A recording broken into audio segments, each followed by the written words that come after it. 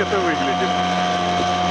Наконец удалось починить мотор Дакатсу 3,5. Ему 13 лет от роду. Пришлось заменить иглу поплавковой камеры карбюратора, которая из-за плохого топлива подверглась коррозии и застряла в своем гнезде.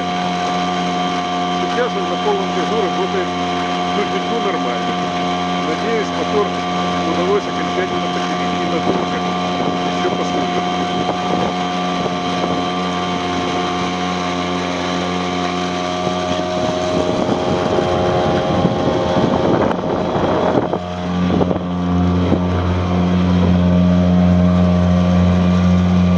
Ложимся на обратный курс.